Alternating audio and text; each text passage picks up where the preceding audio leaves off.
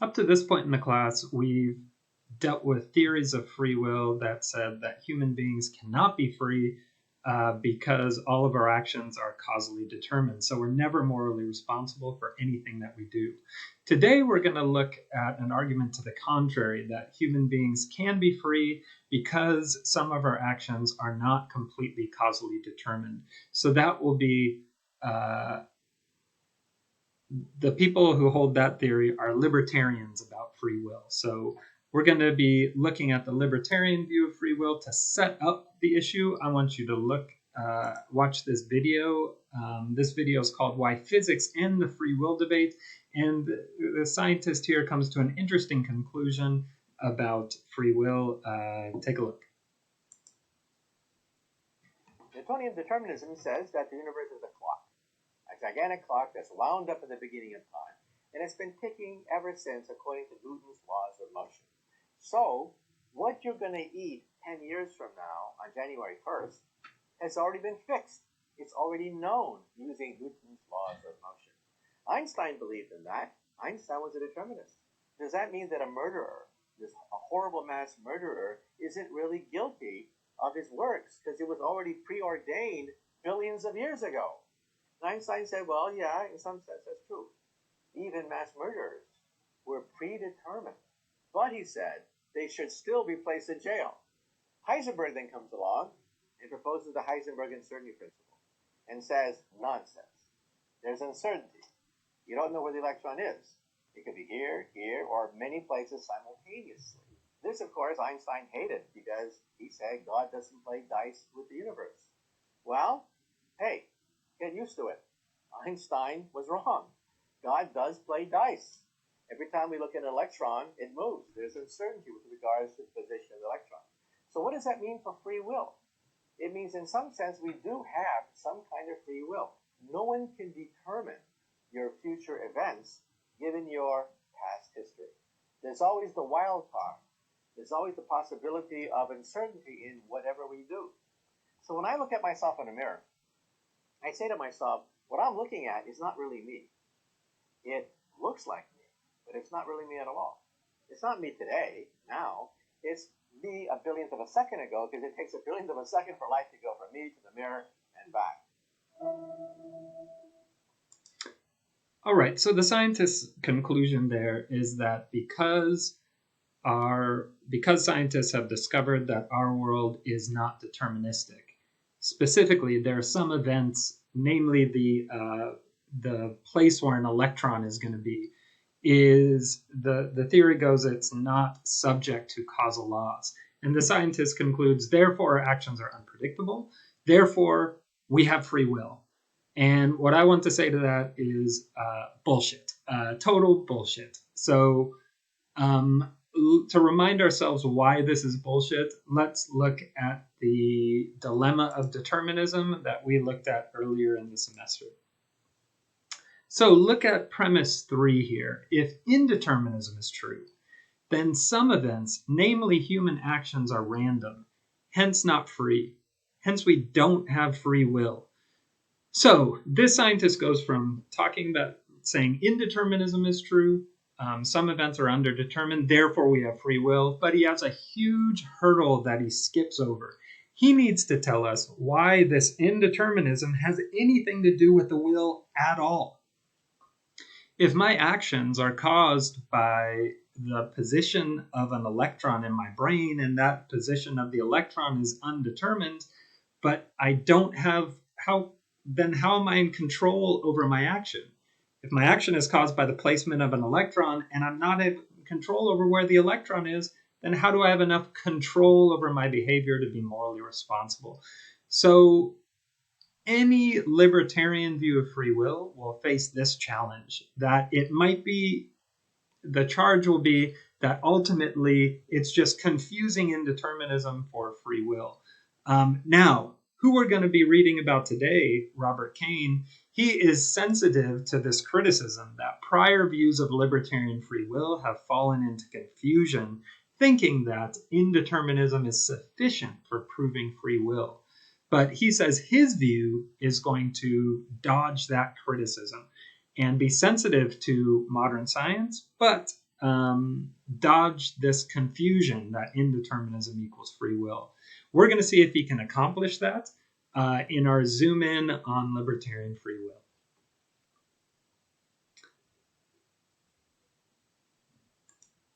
So the first thing Kane does is he distinguishes what he calls surface freedom from deeper freedom. Surface freedom is the ability to do what you want. And if you had more surface freedom, you would be able to more reliably get the things that you want. But then he brings up a couple of fictional examples to highlight the differences between this surface freedom, being able to get what you want, and a deeper freedom. He talks about Brave New World and Walden 2. In Brave New World, some people in the society are drugged such that it limits their desires. It limits these people's desires to only desires which they can achieve. And so it takes out all the desires that they can achieve. This has a nice effect of people only having desires that they might have a chance of fulfilling. So more surface freedom, right? But something still seems wrong there. A similar thing happens in Walden 2, where it's not a drug that's limiting people's desires, but social engineering that's limiting the desires that people have. And again, in that society, people have a whole bunch of surface freedom. Whatever they desire, they're able to do. But which desires they have in both of these worlds are controlled by forces outside of them. So the people are not in control over which desires they have, how strong their relative desires are. And this is a freedom that we think that we enjoy. This is what Kane calls a deep freedom, the ability to do what you want and the ability to choose what it is that you want or to have some effect on what you want. And he says this is the kind of freedom that's necessary for ultimate responsibility. And what I take him to mean by that is moral responsibility. And this is a kind of freedom, he says, that is not compatible with determinism. If determinism is true, then facts beyond you determine what your character is like. And then from your character, you get your desires and you can get the things that you want. But if determinism is true, you have no say over what your character is, which desires you have, nor their relative strength, Kane wants to say. So he's going to propose, if we're going to have free will, Kane says, then it's going to have to be because some of our actions are underdetermined.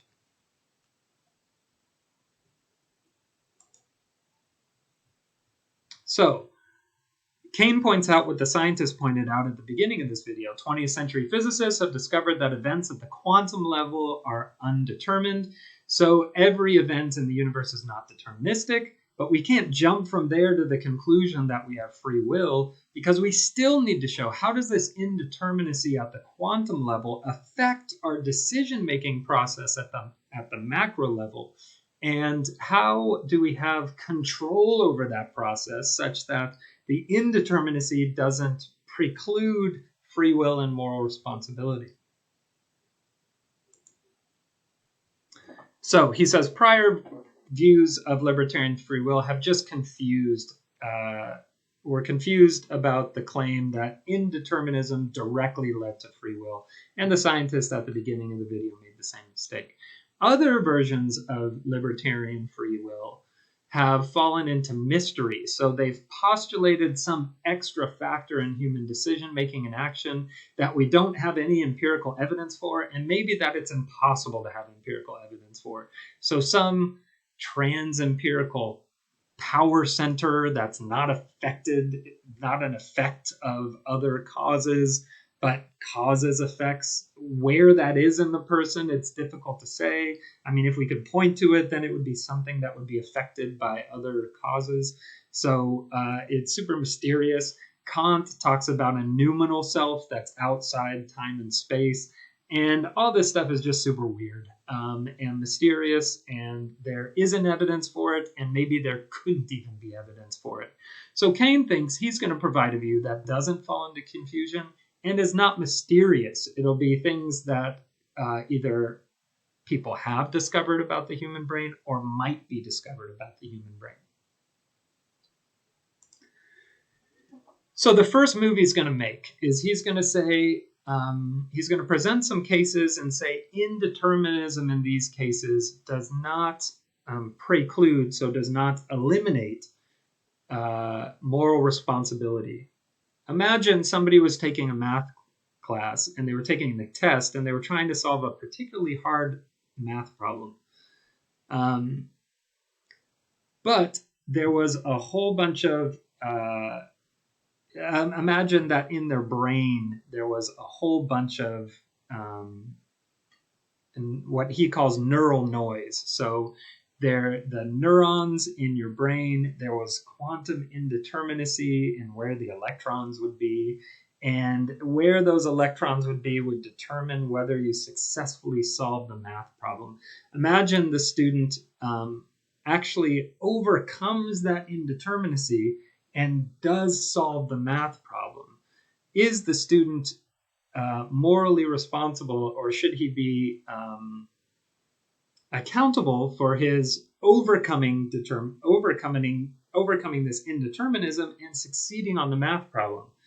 Kane says that our intuition here would be yes, the person is morally responsible because they overcame that indeterminism and solved the math problem. Another example, imagine an assassin is trying to shoot somebody. So imagine also that there's some indeterminism in their neural system, such that if the electron was in one place or another, it might cause their arm to twitch, causing them to miss their target, or it might not, allowing them to hit the target. Imagine that even with this indeterminism, the assassin manages to shoot their target. Should the assassin be held morally responsible for their behavior, even if there was indeterministic elements that were part of the process? Kane says, yes, even though there was some indeterminism here, because the person overcame that indeterminism and did what they wanted to do, they should be held morally responsible. Third example, consider an angry husband who slams his fist on a glass table in an argument with his wife, and there's some indeterminism, whether that be in the glass of the table or whether that be in the person swinging their fist down, such that it's not totally clear, it's not totally determined whether the glass will break or not. But imagine in this world that the glass does break, right? Is the husband morally responsible for the breaking of the glass, especially if he was trying to break the glass? Kane says yes, even though it was indetermined whether or not he would succeed in breaking the glass, because he was trying to and he overcame that indeterminism, he's morally responsible for his behavior. Now, one thing to note about this is in the examples that Kane's provided here, indeterminism shows up as an obstacle to moral responsibility. Imagine in any of these cases that the indeterministic factors led it to be that the person couldn't do what they wanted to do. Would they be morally responsible for the outcome then? Kane wants to say no. If the neural noise got to the person trying to solve the math problem and they couldn't do it, well, if it was indeterministic elements of the brain that led to that, maybe they wouldn't be responsible. The husband tries to break the table, but the table proves especially resilient. Should the person be praised for not breaking the table? No, because it was factors outside of their control, this indeterminism, that prevented them from doing what they want. So here's Kane's issue. If indeterminism functions as something that can block moral responsibility, then how can we build it into an account that people are morally responsible for their behavior? How will it be the key to the free will and moral responsibility, the control that people have over their behavior such that they're morally responsible? He asks us to consider this case. Imagine there's a businesswoman walking to a meeting. That meeting, she's going to give a presentation, a career-defining presentation that's going to lead her to more success in her job. On the way, she sees down an alley here, in my beautiful diagram here, down the alley, the woman sees somebody suffering. And that person, unlike the soccer player, is probably like really feeling the suffering and asks for help. And the businesswoman has a decision to make. She could carry on to her business meeting, and she wants to because she's motivated by ambition, or she could help this person. Imagine she's an empathetic person and wants to help people who are suffering if she can. So note in this example, the woman wants to do both things. She has competing desires. She wants to go to the meeting because of ambition. She wants to help the person because of empathy. Now, Kane is not here to judge morally which action she should do. What he is here to say is that we sometimes come to these decision points in our lives, and Kane calls these self-forming actions, where certain decisions we make will form our character later on down the road. And this is an example of a decision that might do that. If this woman carries on, she might become the sort of person who values ambition over empathy. If she helps the man, then she could become the sort of person who values empathy over ambition. Kane calls these self-forming actions, or SFAs. Now, he's going to say, when we're in these circumstances, and maybe you've been in one, we feel torn, like we want to do two separate things that are incompatible.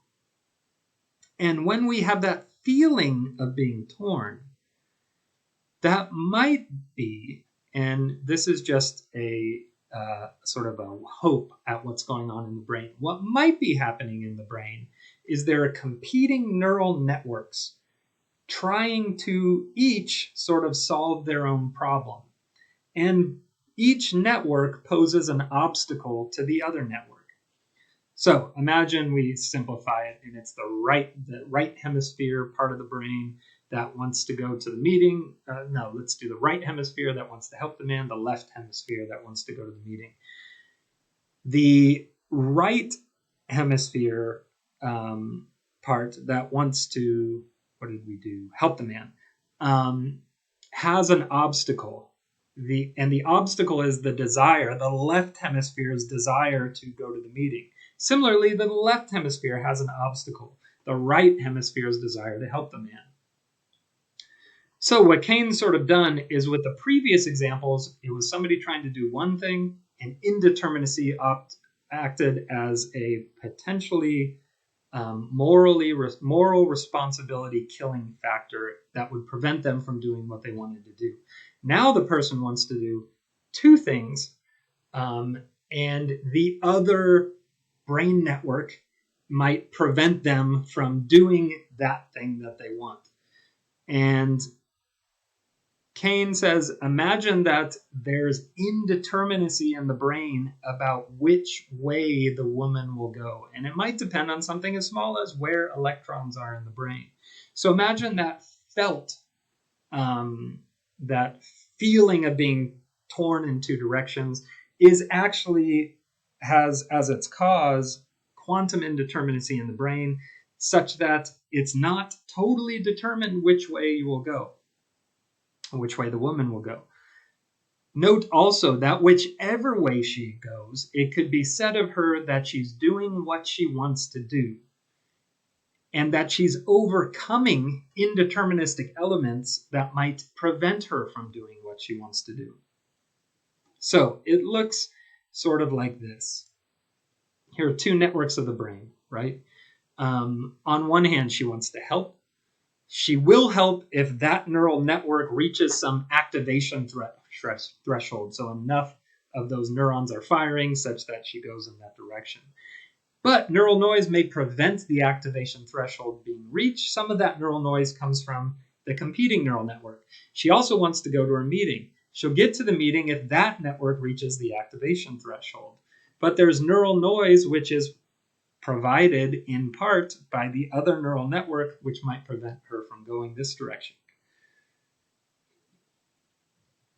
So, note some key things about self-forming actions.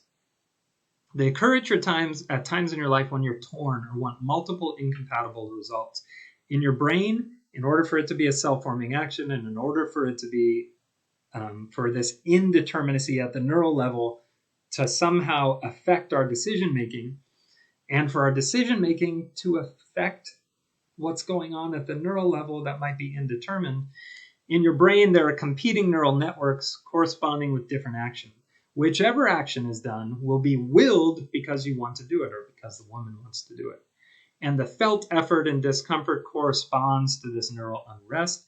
And whichever action you take is really underdetermined. It's a character-forming action. So this is really the whole key to Kane's view on free will. If we're going to have free will, then it must stem from our actions being underdetermined.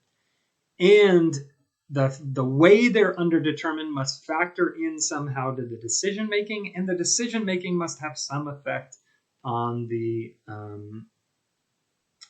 indeterministic elements. Now, so this is his attempt to bridge that gap between indeterminism at the quantum level and decision making at the macro level. Now, Kane says all of our actions need not be like this in order to be morally responsible for our actions.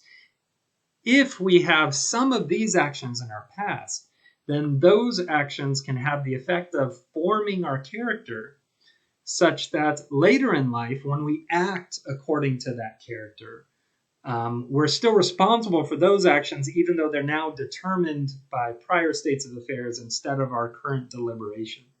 So imagine for the woman, if she decides she's going to continue on to the meeting, that forms her into the sort of person who will value ambition over empathy. Now, if she acts that way in the future, she might still be responsible for it, even though that action might be determined by factors which are currently outside of her control because they were once the thing that led to her character. That action was under her control. All right. So, some objections to Kane, and he deals with these objections. Let's take B first. There's an empirical question. Are there really indeterminate processes happening in the brain? He's not sure. He does find evidence for competing neural networks and this activation threshold. He does in the literature find evidence for that. Is it indeterminate which neural network will reach its activation threshold? He's not sure. He kind of says, we have to hope that this is the case, because otherwise we don't have free will. Now, is this indeterminacy, is it happening when these tough decisions are being made? Again, he's not sure, but we better hope it is if we're going to have free will on his view. Finally, does the indeterminacy at a quantum level, does it affect which neural network reaches the activation threshold? Again,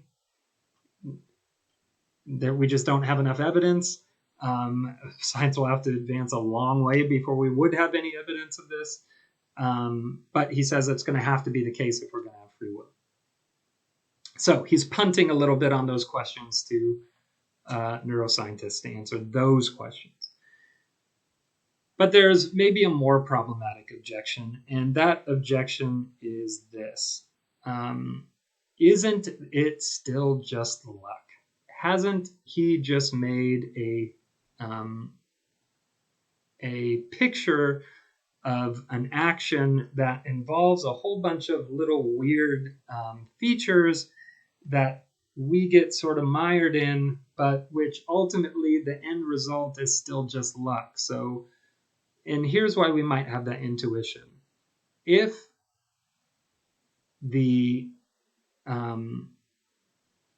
if it's really underdetermined which neural network will reach its activation threshold, and whichever neural network reaches its activation threshold will cause us to do one of the two actions. And if part of that is due to the indeterminacy of the electrons, then isn't what we do just based on where certain electrons are positioned, and how can we be said to be in control over where electrons are in our brain when that's totally beneath the level of consciousness? When we're not saying to ourselves, oh, I need the electrons in this neural network to be in positions A, B, and C, right? So isn't this just luck? Just push back more. So ultimately, this randomness would undermine moral responsibility. I think that is what's going on here. Now, the way Kane tries to respond to this is he says, the reason, even though we're not thinking about neurons, and we're not thinking about the position of electrons, our felt effort, when we're putting mental effort into our decision one way or the other, that's having an effect on where these electrons are in the brain and sort of the neural noise. So even though we're not thinking about it, we're still sort of in control over it in a way. But the indeterminacy affects how we think about it, and the way we think about it affects the indeterminacy. I guess another objection that could be happening here, that could go here, is, isn't this just determinism with extra loops? It's not clear. But I'll be interested to see what you think about that objection. So this is Kane's full theory. His theory is that it's a libertarian view of free will, so we can be morally responsible for our actions so long as we've had some of these self-forming actions. And Kane thinks these self-forming actions are common enough that most people have had them when they're adults, and so they can be held responsible for their behavior because at some point in their past, they had these self-forming actions. Now, another objection we could come up with here is, well, at what point do we make these self-forming actions? If it's before we're really morally responsible for things, like when we're kids, then it seems like then it's still a problem. We're still not morally responsible, even if our actions are indeterminate in a certain way. But this is his theory. I'll be interested to hear what you have to think about it, and interested to hear whether you've had a self-forming action that you can remember, how it formed your character, and what you think that says about free will on our discussion board. Thanks for sticking with me. I'll see you next time.